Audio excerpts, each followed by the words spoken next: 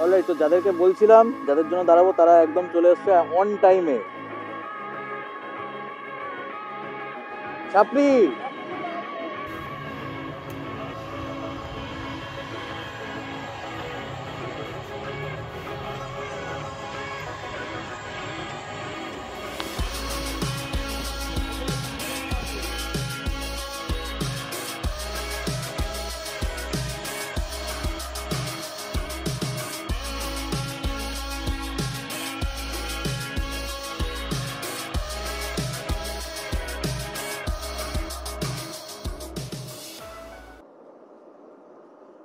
Alright, তো good morning. কেমন আছো তোমরা সবাই? আর আজকে বেরিয়ে পড়েছি একটা রাইডে। অনেক দিন পর আমার চ্যানেলে রাইডের ভিডিও আসছে। আর আজকে যেখানে যাচ্ছি সেটা মোটামুটি খুব যে দূর বা খুব যে আবার মানে কাছাকাছিও সেরকমও নয়, একটা মাঝামাঝি একটা রাইড হতে চলেছে। তো যাচ্ছি আজকে টুয়ার্ডস ব্যান্ডেলের দিকে, মানে ওল্ড দিল্লি রোড, সেখানে রাইড হবে। আর তোমরা তো সবাই জানো সেকেন্ড ব্রিজে উঠলে তো আমি ভিডিওটা অন করেই। তো আজকে এখান থেকেই স্টার্ট করছি ভিডিও। পুরো ভিডিওটা দেখো, আশা করছি তোমাদের ভালো লাগবে। তোমাদেরকে আমি সেরকমভাবে দেখাতে পারবো যে যেখানে যেখানে আমি যাচ্ছি। আজকে কিন্তু আমি একা নই, আমার সাথে যাচ্ছে আরও দুজন। তারা একটা বাইকেই আছে, আর সেটা হচ্ছে তোমার রয়্যাল এনফিল্ড ক্লাসিক 350। আর যারা যাচ্ছে তারা আমার অফিস কলিগ। তো তাদেরকে আমি সময় দিয়েছিলাম ওই 6:30 7টা। তো এখন দেখতে পাচ্ছ ঘড়িতে প্রায় 7টা বাজতে যায়, এখনও 10 মিনিট মতো বাকি আছে। তো আমাদের প্রথম যে মিট আপ পয়েন্ট সেটা হচ্ছে সেকেন্ড ব্রিজ টোলটা ক্রস করেই, যেখানে আমি প্রত্যেকবার দাঁড়াই। অনেক দিন রাইডে বেরোনো হয় না। তারপরে আমার তো খুব কেদারনাথ থেকে আসার পর থেকে খুব মনে হচ্ছিল যে কবে একটা রাইড করব, কবে একটু বেরোতে পারবো, গাড়িটাকে একটু চালাতে পারবো ভালো করে। তো তাই জন্য আজকে বেরিয়ে পড়েছি। সামনের যে বাসটা যাচ্ছে দেখো, আমার এখানে স্পিড প্রায় 70, ও 70-এর ওপরে টানছে, 70-80-তে টানছে প্রায়। চিন্তা নেই, আন্দুল রোডের দিকে যাচ্ছি না আসলে। এখান থেকে ভিআইপি রোডটা, ভিআইপি যে মেন গেটটা আছে, যেটা বাইকারদের লেন আর কি বলতে পারো, তো সেটাতে ঢুকতে ইজি হয়, যার কারণে এটা দিয়ে আসা। তো টোলের পরে মোটামুটি তো ফাঁকাই দেখতে পাচ্ছি, কেউ নেই কোথাও। তাহলে আমি এখানটা দাঁড়িয়ে যাই।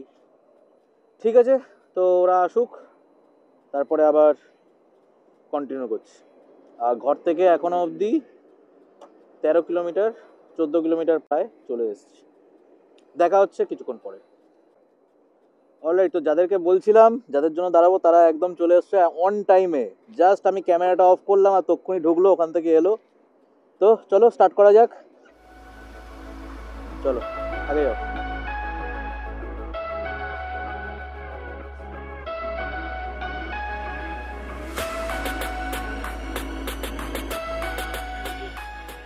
যেমনটা দেখতে পাচ্ছ মারাত্মক লেভেলের জ্যাম। সাঁতরাগাছি ব্রিজে উঠছি, প্রচুর জ্যাম, প্রচুর জ্যাম। আমি জানি না কেন জ্যাম এত। তো ডানকুনি যেতে গেলে আরও অবস্থা খারাপ হবে, এইটুকুনি কনফার্ম। কেননা সাঁতরাগাছিতে যদি এরকম লেভেলে জ্যাম পাই, আর ডানকুনিতে তো প্রত্যেকবার লরির জ্যাম তো থাকেই।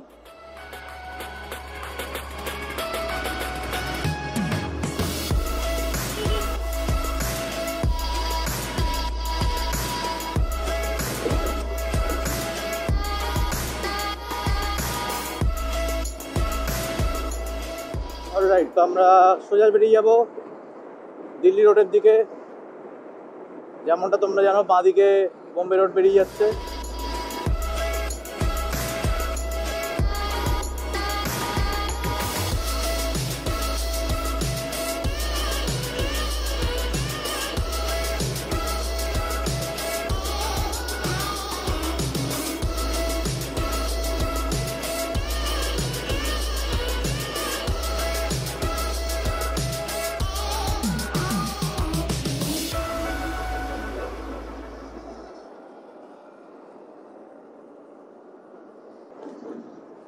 ছাপড়ি, এরা একদম সার্টিফাইড ছাপড়ি।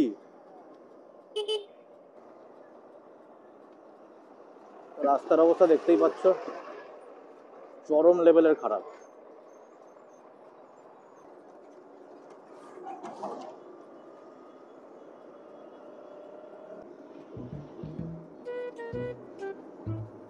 ক্যামেরাটা অন করলাম এটা বলবো করে যে এই যে NH2 এর যে বেলঘরিয়া এক্সপ্রেসওয়ে কানেক্টর, এই জায়গাটা পুরো একদম ফাঁকা, খুব ভালো চালিয়ে এলাম, আর এর জ্যাম কম। কিন্তু সামনে দেখো, ক্যামেরাটা অন করার পরেই দৃশ্যটা চেঞ্জ হয়ে গেল।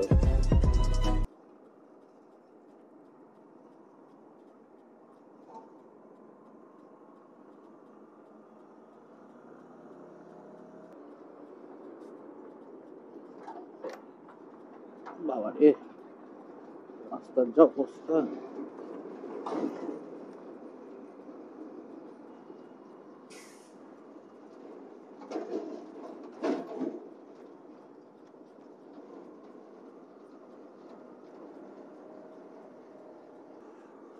তো আমরা ওল্ড দিল্লি রোড নিয়ে নিলাম, এখন এটা দিয়ে যাবো স্ট্রেট। তো প্রথম যেখানে যেতে চলেছি সেটা হচ্ছে হংসেশ্বরী মন্দির, যেটা ব্যান্ডেল ক্রস করে। হংসেশ্বরী মন্দির প্রথমে যাব, আমাদের যেটা প্ল্যান আছে আমি সেটা তোমাদেরকে বলছি। হংসেশ্বরী মন্দির গিয়ে সেখানে দর্শন টর্শন করে তারপরে আমরা ব্রেকফাস্ট করব। ব্রেকফাস্ট করার পরে আমরা ওখান থেকে আবার রিটার্ন জার্নির সময় আমরা ব্যান্ডেল ঢুকবো। তো চেষ্টা করব ব্যান্ডেলের ইমামবাড়া, ব্যান্ডেল চার্চ এইগুলোকে দেখার। সেইটা দেখে তারপরে কোথাও একটা আমরা লাঞ্চ করব। লাঞ্চ করার পরে আমরা যাব চন্দননগর স্ট্যান্ড। তো চন্দননগর স্ট্যান্ডের ভিডিও তো তোমরা দেখেইছিলে, আমি গেছিলাম। তো জাস্ট শেওড়াফুলি ক্রস করলাম, চা খাওয়ার জন্য দাঁড়িয়েছিলাম, আর এখন দাঁড়িয়েছি আবার ছবি তোলার জন্য। আর যাচ্ছি আমরা হংসেশ্বরী মন্দির। अबे जल्दी बोल, कल सुबह पनवेल निकलना है। তো এখন সময় অনেক, সবে 7:30 বাজে। আস্তে আস্তেই চালাচ্ছি, কেননা জোরে চালানো যাচ্ছে না, 60-এর হচ্ছে স্পিড লিমিট। তো আস্তে আস্তেই যাচ্ছি, খুব বোরিং লাগছে অবশ্য। চলো যাওয়া যাক। রয়্যাল এনফিল্ডে বসে আছি, আসলে এটা কাঞ্চনের, কাঞ্চন আমারটা চালাচ্ছে। এনফিল্ডটা চালিয়ে দেখি কেমন, চালিয়েছি এর আগে।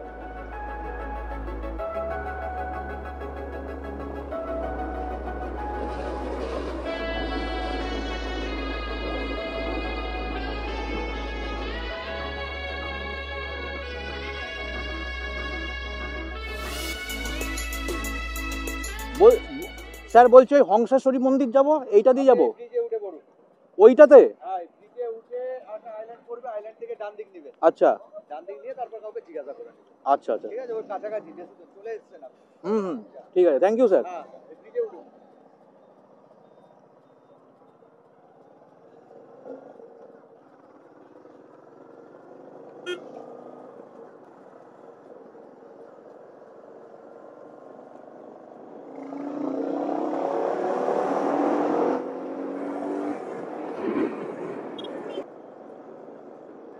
এনফিল্ডে কিন্তু টান আছে, যতই যাই বলো,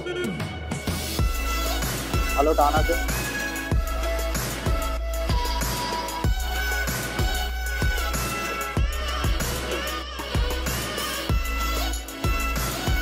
এই যে আমাদের রেলের ব্রিজটা ক্রস করছি, এই রেল ব্রিজটার পরেই হচ্ছে ওই টার্নিংটা আছে, রাইট টার্নটা আছে। কিন্তু রাস্তার এখানে কন্ডিশন খুবই খারাপ।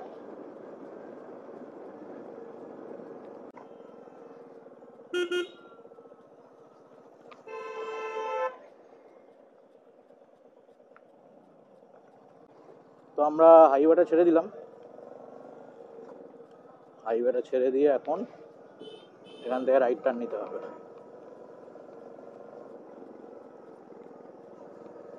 সামনে সুমিত যাচ্ছে, সুমিতকে বলে দিয়েছি নেভিগেশনটা অন করে রাখতে।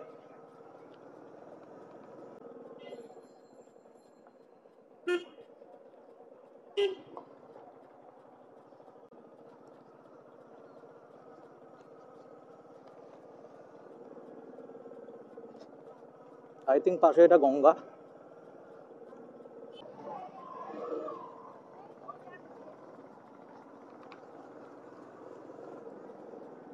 মনে হচ্ছে কাছাকাছি এসে গেছি, কেননা ম্যাপে আমি যখন দেখেছিলাম খুব একটা বেশি দূর ছিল না। আর ওই যে রাস্তা আমি আগে দেখিয়েছি সেই রাস্তা দিয়ে আমরা এখনো স্ট্রেটই আসছি, কোনো দিকে টার্নিং নেই।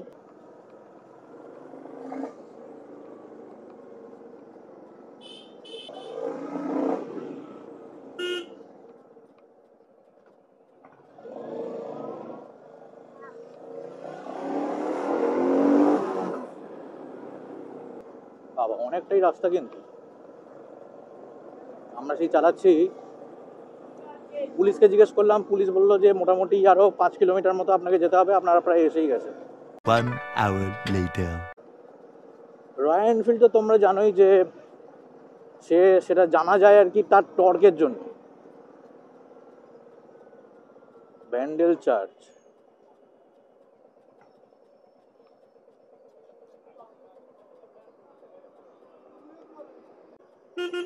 ব্যান্ডেল নাম কেন?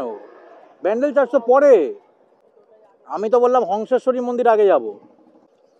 তাহলে দেখে নি ব্যান্ডেল চার্চটা আগে দেখে নি, ব্যান্ডেল চার্চ আর ইমামবাড়াটা দেখে নি, তারপরে আবার এই রাস্তা দিয়ে ব্যাক করতে হবে 7 কিলোমিটার মতো।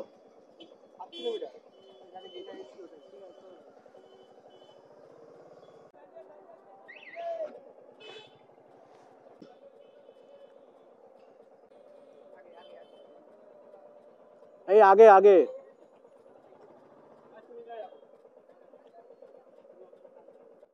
ওই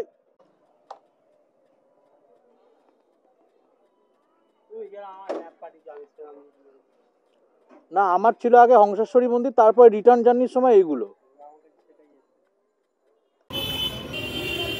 ওই দূরে আমাদের বাইকটা পার্কিং করে দিলাম, আর এই সামনেই হচ্ছে চার্চ। দেখি এখন চার্চের দিকে ঢুকি। চার্চে আমরা এসে গেছি, চার্চের টাইম টেবিল লেখা ছিল ওখানে, আমি পরে স্ক্রিনে দিয়ে দেবো। আর এখন ভেতরে ঢোকা যাক, দেখি চলো। আমি কিন্তু প্রথমবার আসছি ব্যান্ডেল চার্চে। আমার সেকেন্ড বার, আর প্রথমবার আমার সেকেন্ড, আর ফার্স্ট টাইম। কাঞ্চনের সেকেন্ড টাইম, এর আগে আর এসেছিলাম। সুমিতারা আমার প্রথমবার। চলো ভেতরটা যাই। সামনে এরকম একটা গার্ডেন আছে, দেখতেই পাচ্ছ, আর এর সামনে দিয়ে হচ্ছে এই গেট। চলো ঢোকা যাক।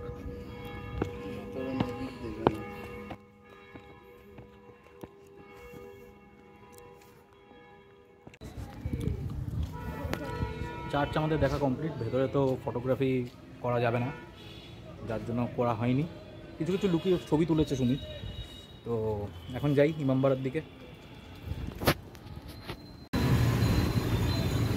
তো আজকে আমাদের ব্রেকফাস্ট হচ্ছে পুরি সবজি। এই কাঞ্চনবাবু বসে আছে, কখন খাবে ওয়েট করে আছে, মুখটা দেখো, খেতে দিচ্ছে না বলে। আর সুমিত খালি জল খাচ্ছে, লুচি খেতে পারছে না বলে।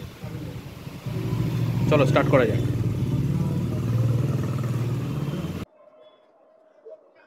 তো আমাদের ব্যান্ডেল চার্চ দেখা কমপ্লিট, আর ব্রেকফাস্টও হয়ে গেল। এখন ঠিক চার্চের পাশ দিয়ে যে রাস্তাটা আছে সেই রাস্তা দিয়ে আমরা এখন যাব ইমামবাড়া, হুগলি ইমামবাড়া। প্রথমে ছিল আমাদের আসলে ম্যাপ অনুযায়ী আমি যেরকমভাবে সেট করেছিলাম, প্রথমে ছিল হংসেশ্বরী মন্দির, কিন্তু হংসেশ্বরী মন্দির যাওয়া হয়নি। মানে ম্যাপটা কোনো কারণে আর কি ও দেখতে ভুল করেছে, কিংবা আমি জানি না কোনটা আগে সিলেক্ট হয়ে গেছে, কেননা আমি একটা রুট করেছিলাম। এবার যার কারণে ব্যান্ডেল চার্চটা প্রথম হয়ে গেছে। এবার ব্যান্ডেল চার্চে গিয়ে আমরা পৌঁছে গেছি। তো যাই হোক, এটাও তো দেখার কথা ছিল, কিন্তু হ্যাঁ রাস্তাটা একটুখানি এদিক ওদিক হয়ে গেল, যার কারণে এখন এটা দেখা হয়ে গেছে। চলো যাই ইমামবাড়া। ও তোমাদেরকে তো টাইম বলিনি, ঘড়িতে এখন সকাল এই 9:40-50 হবে, 10টা বাজেনি এখনো। আমরা চলে এসেছি, এই হচ্ছে ইমামবাড়া। পার্কিংটা ওদিকে করতে হবে।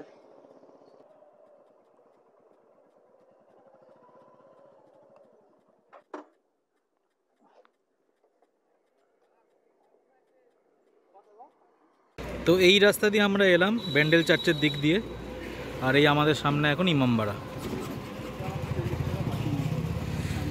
গাড়ি ঠিক পার্ক করলাম এখানে একদম ইমামবাড়ার উল্টো দিকে, 20 টাকা করে পার্কিং। আর এন্ট্রি ফিও কিন্তু 20 টাকা। চলো ভেতরে যাওয়া যাক।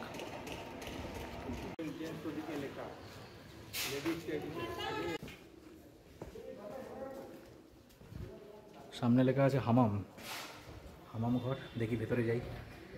ফটোগ্রাফি কিন্তু এখানে করা যায় না, তাও আমাদেরকে পারমিশন দিল, করতে পারো। চলো ভেতরটা যাওয়া যাক।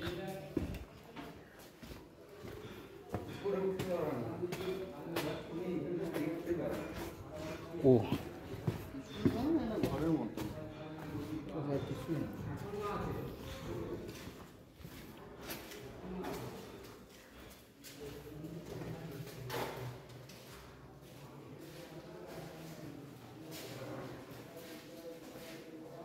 বডি স্ক্রাবিং এরিয়া, এখানে বডি স্ক্রাবিং করা, oil massage area. Oil massaging area. সে পুরোনো দিনের রেজিরা যে ছিল সেইখানে অয়েল মাসাজ করা তো বডি স্ক্রাবিং করা হতো। সে ক্যামেরা আছে,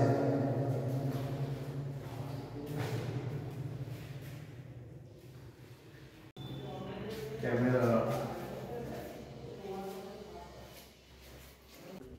তো আমরা এখন যাচ্ছি সূর্যঘড়ি দেখতে। আর অনেক কিছু জিনিস আছে কিন্তু এখানে দেখার মতো। চলে আসো একদিন, ভালো লাগবে। বিভিন্ন রকম ঘর আছে কিন্তু অর্ধেক রুমই বন্ধ, ভগ্ন দশায় আর কি। টাকা নিচ্ছে, জানি না সারাচ্ছে কিনা।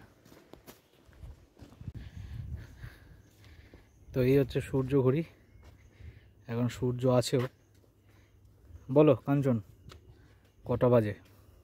এই যে 11টার উপরে ছায়া, কিন্তু অ্যাকচুয়ালি এই 10টার কাছে দেখো, 10টার একটু বেশি হয়েছে। তো আমরা এখন গঙ্গার পাড়টায় এসে গেছি, একদম সূর্যঘড়িটা পেরিয়েই সামনে। কি সুন্দর নৌকা যাচ্ছে।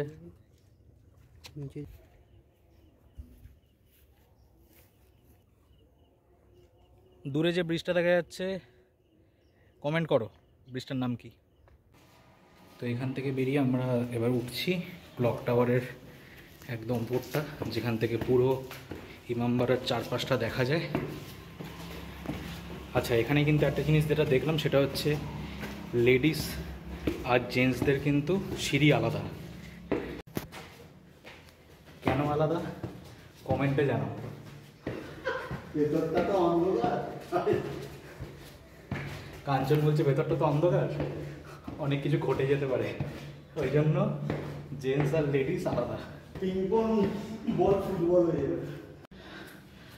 এই যে দেখতেই পাচ্ছ, এটা হচ্ছে সজলা ঝুমার ঘর। আরও অনেকের নাম আছে। আমাদের কাঞ্চনের অবস্থা খারাপ, সুমিতের অবস্থা খারাপ। ও এখনো উঠছে, দেখি আমি কতটা উঠতে পারি।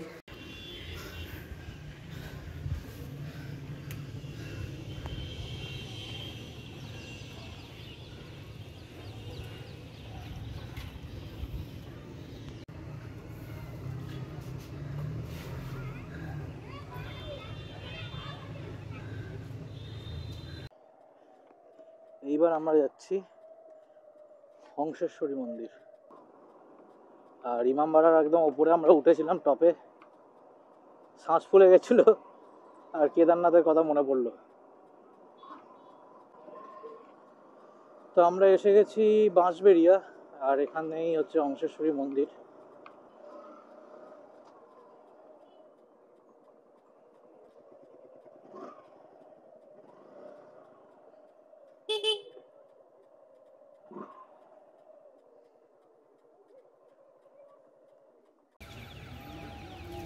গাড়িটা এখানে পার্ক করলাম আর মন্দিরে ঢুকবো। এই মন্দিরটা কিন্তু কোনো সতীপীঠ নয়, আর এটা স্থাপন করেছিল রাজা নরসিংহদেব 1799 সালে, যদি ভুল না করি। আর এটা বাঁশবেড়িয়ায়। চলো দেখা যাক, ভেতরটাই যাই। আর খুব গরম। রিলস ভিডিও কঠোর ভাবে এখানে কিন্তু মন্দিরটা কিন্তু একদমই তৈরি হচ্ছে সেই পর্তুগিজদের যেরকম বিল্ডিংগুলো হয় আর্কিটেক্টগুলো সেরকমভাবে দেখো। হংসেশ্বরী মন্দির প্রথম খোলা হয় 1814 সালে। 210 বছরের পুরনো এই মন্দির। রানী হংসেশ্বরী ছিলেন রাজা নৃসিংহদেব রায়ের মা, তাকেই এখানে পুজো করা হয় কালী হিসেবে। এর পাশেই রয়েছে একটা টেরাকোটা মন্দির।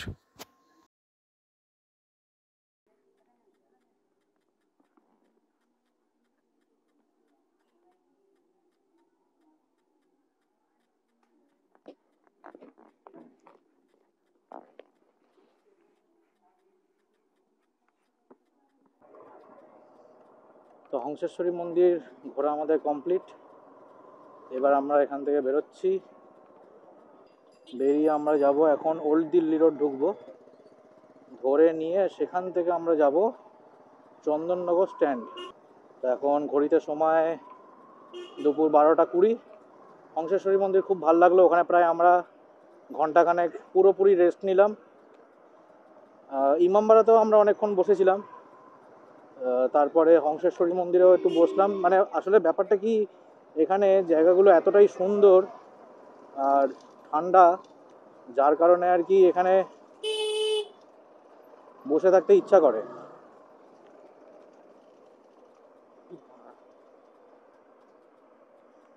ওরা ওদিকে বেরিয়ে গেছে, আমি এদিকে ঢুকে গেছি।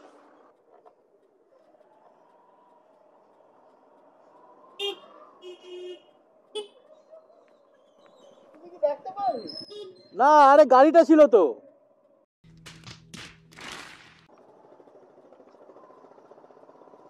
ঠিক আছে, চলো এখান থেকে বেরোই, হাইওয়েতে উঠি, তারপরে আবার অন করছি ক্যামেরাটা। তো দেখতে দেখতে আমরা পৌঁছে গেলাম চন্দননগর স্ট্যান্ড। গাড়িটাকে এখানে পার্ক করে দেবো, ওখানে জায়গা আছে। সামনের ওই দিকটা হচ্ছে চন্দননগর স্ট্যান্ড, আর আমরা চলে এসেছি 1 মিনিট ফাস্ট ফুড সেন্টারে। এখানেই আজকে খাবো দুপুরে, আর অর্ডার করেছি চিলি চিকেন ফ্রাইড রাইস।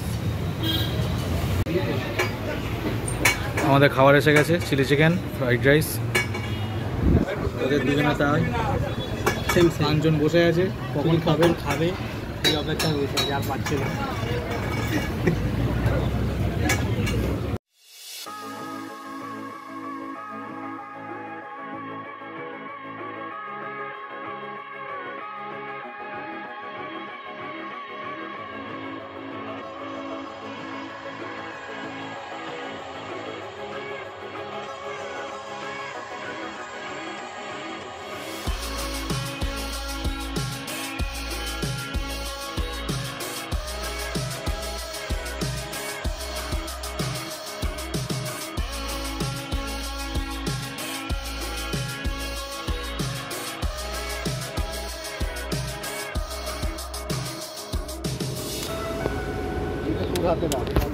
কয়েক বছর আগে এসেছিলাম, মনে আছে তো?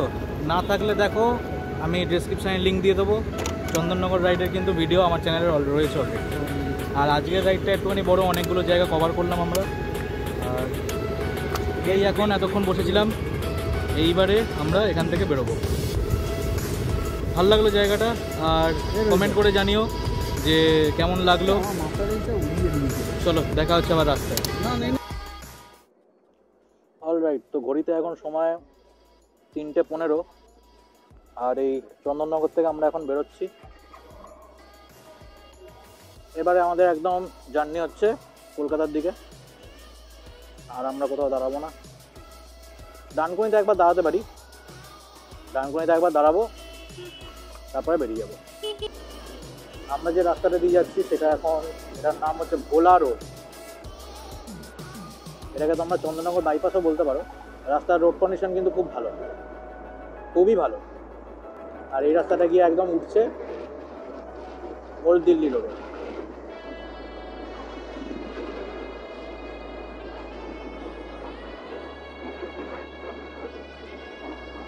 আমরা প্রায় চলে এসেছি, সাঁতরাগাছি ঢুকবো। ঘড়িতে সময় এখন 4:30। চলো তাহলে দেখা হচ্ছে। ব্লগটাকে আমি এখানেই শেষ করে দিচ্ছি, কারণ ক্যামেরার ব্যাটারিটা অত বেশি চার্জও নেই আর, যখন তখন শেষও হয়ে যেতে পারে। চলো তাহলে গুড বাই, দেখা হবে অন্য কোনো একটা ব্লগে। ততক্ষণের জন্য টেক কেয়ার।